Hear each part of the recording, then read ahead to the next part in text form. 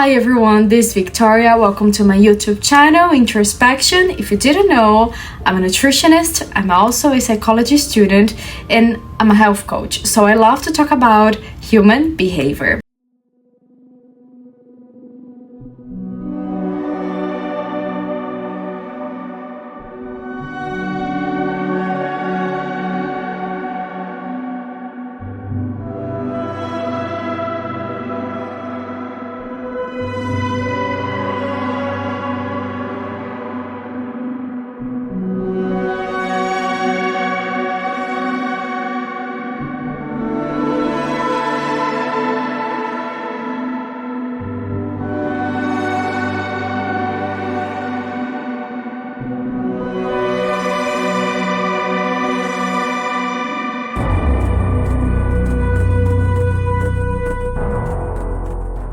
Today, we're going to talk about an article that I've read in which it talks about the relationship between oxytocin, serotonin, and eating disorders. What do they have to do in common? First of all, I'm so sorry about the background. It's been crazy today, but here we are because this topic is very important and we need to talk about it. What is serotonin? Serotonin is a neurotransmitter and also a hormone. When we have a low amount of it, we associate it to sadness, a state of emotion in which we are low, in which we found ourselves perhaps a little bit more upset. We don't have that amount of energy as we should have, let's say this way. On the other hand, a high amount of serotonin, we see anxiety, hyperactivation all the time. Oxytocin is a neurotransmitter and also a hormone, but it's called the love hormone, in which it's about bonding, relationships, connections, and also it's related to the way we eat. Serotonin can stimulate the release of oxytocin, when oxytocin, on the other hand, can help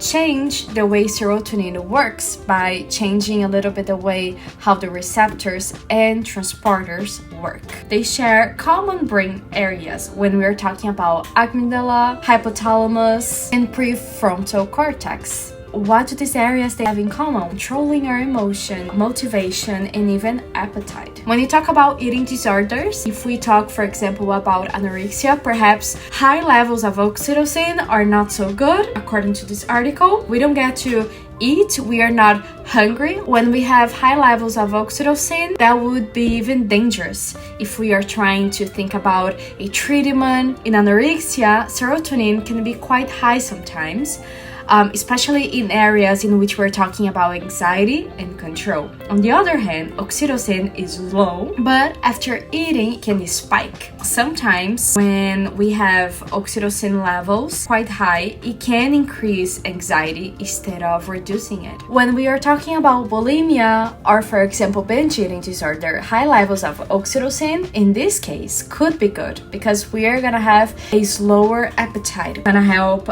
reduce emotional triggers and the focus on the food. When we are talking about binge eating disorder, for example, serotonin activity can be low, affecting impulse control. Oxytocin might help regulate appetite and emotions, potentially reducing binges.